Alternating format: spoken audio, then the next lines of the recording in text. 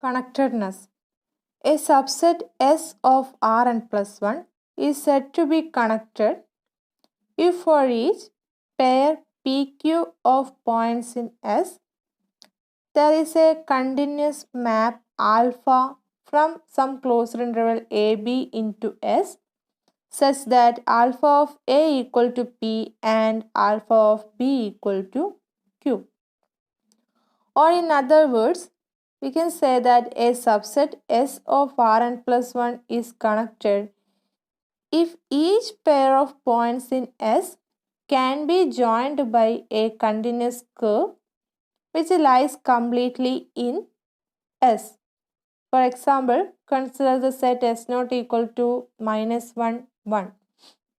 Here we can see that these 2 points minus 1 and here it is 1, minus 1 and 1 cannot be joined by any continuous function on a closed interval of R into the set S naught.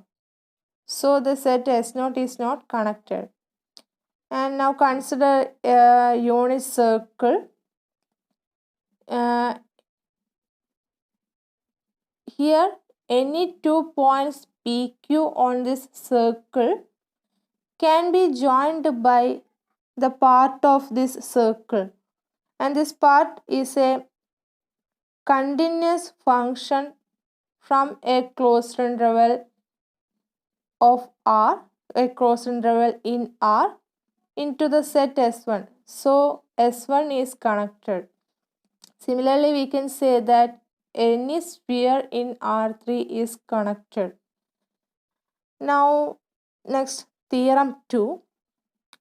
Let S subset of Rn plus 1 be a connected n surface in Rn plus 1. Then there exist on S exactly two smooth unit normal vector fields n1 and n2, and n2 of P equal to minus n1 of P for all P belongs to S. Here theorem states that for any connected n surface in Rn plus 1, there exist exactly two smooth unit normal vector fields. For that, let f from U to R be a smooth function and C belongs to R be such that S equal to F inverse of C, and del f of P not equal to 0 for all P belongs to S, and S is a connected n surface in Rn plus 1.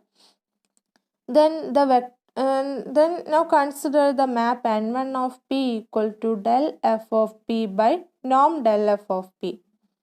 Here we can see that del f of P belongs to SP perp for each P belongs to S, and n1 of P is a scalar multiple of del f of P. Hence we can say that n1 of P is a normal vector field on S, and here del f is a smooth function, so n1 is a smooth normal vector field on S. Now consider the norm of n1 of P, which is equal to norm of del f of P by norm del f of P, and 1 by norm del f of P is a scalar, positive scalar, so we can take it outside. Hence norm del f of norm n1 of P is equal to norm del f of P by norm del f of P, which is equal to 1 for each P belongs to S.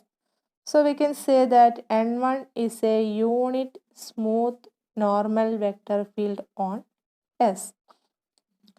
Now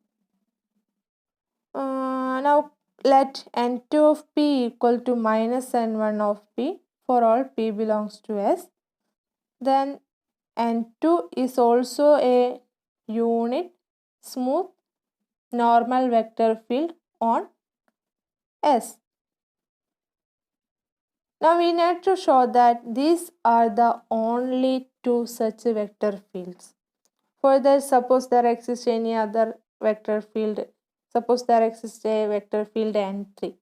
That is, further suppose N3 is another unit normal vector field on S. Then since N1 and N3 are normal vector fields, N1 of P and N3 of P are belongs to SP for each P belongs to S. And here SP perp is a one-dimensional subspace of Rp n plus 1. So these two vectors N1 of P and N3 of P must be linearly dependent for each P belongs to S. So N3 of P is a scalar multiple of N1 of P. That is, for each P belongs to S, we can write N3 of P is equal to some scalar lambda and N1 of P. And here the scalar lambda, varies as the point P varies in S. So we can consider the scalar as a function from S into R. Hence, for each P belongs to S, N3 of P must be a multiple of N1 of P. Thus, N3 of P equal to G of P into N1 of P.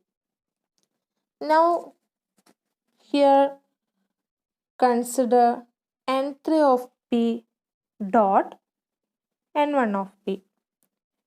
N3 of P dot N1 of P equal to N3 of P is equal to G of P into N1 of P.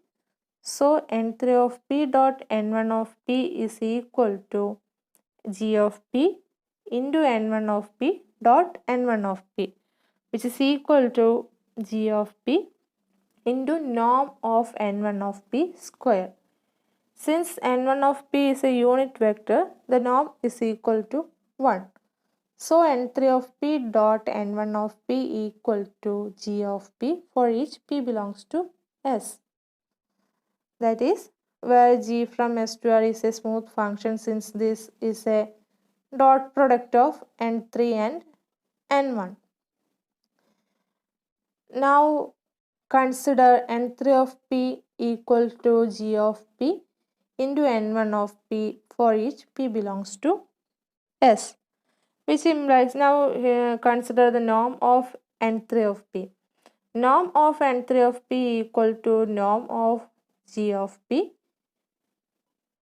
into N1 of P for each P belongs to S. Here G of P is a scalar, so modulus of G of P can be taken outside. So for each P belongs to S, norm of N3 of P equal to modulus of G of P into norm of N1 of P. And N3 of P and N1 of P are unit vectors. So the norm of these two vectors are equal to 1. Hence, which implies 1 equal to modulus of G of P. G of P is a scalar, is a real number. So, modulus of G of P equal to 1 implies that G of P equal to plus or minus 1 for each P belongs to S. Here G of P, G is the dot product of N1, N3 and N1. So G must be a smooth function. And here S is a connected set. Since G is a smooth function on S, G is a continuous function on S. So since we have a result that for any continuous function maps a connected set onto a connected set. Here suppose G maps some points in S onto 1 and some other points in S onto minus 1. So the range of G of P will be the set 1 and minus 1. Then G will maps a connected set onto a set which is not connected. Since G is a continuous function, it is not possible. Hence, we can say that either G of P equal to 1 or g of p equal to minus 1 for all p belongs to S.